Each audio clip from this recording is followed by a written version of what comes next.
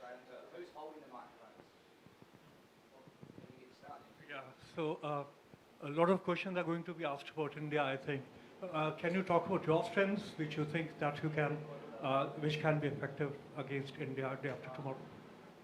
Yeah, look, firstly, it's obviously a big pleasure to be part of the finals. I know the team's very excited to get underway in a couple of days, and obviously to play at this ground. I've had a few games here, and it's a pretty spectacular crowd. So from our point of view, we've been playing some great cricket. Looking forward to getting underway in a couple of days. Loki, it's the fifth consecutive semi-final appearance that's going to be happen tomorrow for New Zealand. So what is it that makes New Zealand such a contenders every time they could turn up for global events? Because bilaterals in the last 4 years, they've lost in India, you've lost in Australia and Pakistan and England bilateral series. But what's it that makes New Zealand such a strong contenders when it comes to World Cups? I don't know. I think, yeah, I'd love to know. Certainly from our point of view, when we start the competition, much like every other team, we're here to win it. But of course, we know there's a process, and I think certainly within our team, we've played a lot of cricket together for a long period of time. So we sort of stick to our processes, and I know it sounds cliche, but I think it keeps us sort of level-headed. And naturally, as Kiwis, we tend to stay where our feet are, which I think is a positive. But yeah, we look forward to big tournaments. Obviously, this one being in India is pretty spectacular with the fans, the support. We've been loving seeing all the New Zealand jerseys around too, so that's certainly helping us. Here, hard work, preparation, planning, everything is fine. That is the major chunk. But the small part of luck, how important is that? Is luck? Once again, probably above my pay grade. But yeah, certainly, every team here is working extremely hard. It's international cricket, and it's as good as it gets. So we've played some really good cricket along the way, and we've had times where we, I guess, from your point of view, have had a little bit of bad luck. But at the same time, it doesn't matter now. We're in the knockout stages, and certainly looking forward to a big game in a few days. But yeah, once again, it's just nice to play here in India with the fans. The support we've had both back home and in India has been fantastic. You are in 2019 World Cup, so do you think so there is going to be any psychological advantage for you? And the second part is, you guys have missed Matt Henry now. How you guys are going to finalize your playing 11 with fast bowler like you, Tim Southee and Trent Bolt? Yeah, look, because you are not looking so good as you were with Matt Henry. I think we look good here. Matt Henry's obviously a big hole in our side, and we're still a handsome bunch without Matt Henry.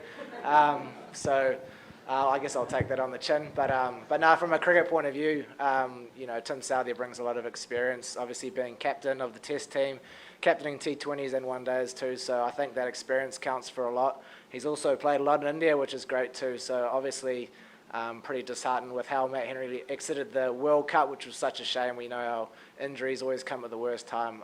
But no doubt he'll be supporting from back home, and Tim Southee's raring to go. So once again, looking forward to it. Lockie, would there be a preference to bat first, considering how the new ball has behaved throughout this tournament at almost every venue under lights? How the ball has, would there be a preference, and you being a fast bowler, would you rather enjoy more if the team that wins the toss, if it is yours, if they bat first? Yeah, look, I think the stats are probably favouring batting first, but at the same time, it's A, not up to me, and B, we have to play the game on the day. So whatever it might be, bat or bowl first, we've got plans for that, and it's important to stick to them. Obviously, nice to bowl under lights, and always from a bowling point of view, nice to see when the ball does move around a bit and brings us into the game. So we'll just have to play it as we see it come game day, but looking forward to it.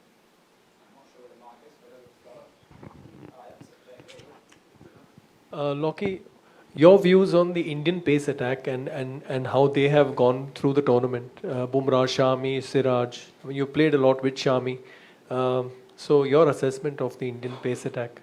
Yeah, good attack. I think you'd probably struggle to make knockout stages without a good bowling attack, and obviously nice for India to have Bumrah back from injury. It was a tough one for him, but obviously he's back to his great self. But yeah, look, it's a strong attack. I think all four teams in the sort of knockout stages have got a very good pace attack, of course with good spinners. Lockie, Rachin Ravindra has been a phenomenal success. So did you guys actually expect him to be such a big hit, or just it is a huge bonus for you, with the bat in particular? Yeah, good player, right? Yeah, very good player. No, I've sort of seen Rachin progress from domestic stages and played some New Zealand A games with him. And I think probably on and off the field, he's got an exceptional attitude, the way he goes about life, but especially with his cricket. He's a huge fan of cricket, but also works hard extremely on his batting and bowling. And he's been a huge part of our team throughout this World Cup. So when you have a team member, I guess, who everyone loves so much, and then he does really well, then you tend to enjoy that even more. So I know he's really looking forward to the event coming a couple of days' time, but it's been awesome to see him develop through this World Cup.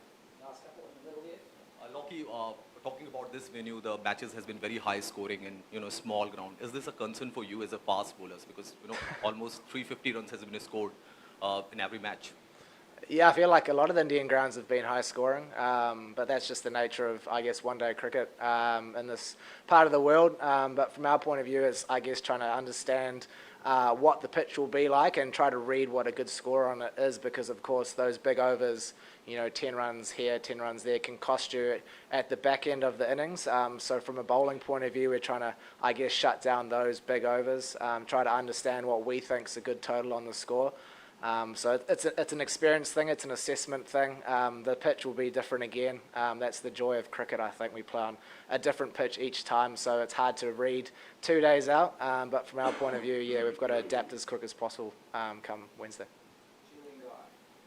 Hello, Lockie. Sure. Of all the teams that have played India so far, you guys have probably pushed them closer than anyone else. What was your takeaway from that game, and where do you feel you need to have to improve to get past them this time? Yeah, look, it was a hard-fought game. I thought batters batted extremely well to get a great total on that. And of course, with one-day cricket and playing against India, there's a lot of ebbs and flows. So I think it's not going to be any different come this game. We've just got to tighten up as much as we can. I guess can't really provide much more information than that, but I guess just as I was saying earlier, just adjust to the wicket, see what we think will be a good score and do our best to defend it. And if we bat first, try to put runs on the board, which we think will be a good score to defend. Hi Lockie, New Zealand made a fantastic start. You won the first 4 matches. However, you went on to lose the next 4. But again, you made a good comeback. So during the loss, what was the discussion in the change room and how did the team bounce back? Part of tournament cricket, I guess, and certainly World Cup cricket. Every team we play has an exceptional team and have done their homework, done their scouting, and we had a couple of close games, I guess, that didn't quite go away, and a rain-affected one. And I think that's the joy of tournament cricket, and nice to bounce back in our last round robin to find ourselves here. But I guess from our point of view, those 9 games have got us to this position, and we kind of all start from zero again. So come Wednesday, it'll be a good challenge. Lockie, given knowing what happened 4 years ago in a similar match, a World Cup semi-final between India and New Zealand, and India losing India suffering a very heartbreaking loss. Would you think a word like revenge would exist in the world where New Zealand are the nicest guy in the cricket field, and teams possibly cannot have any feeling of revenge against you guys? What will be your take on that?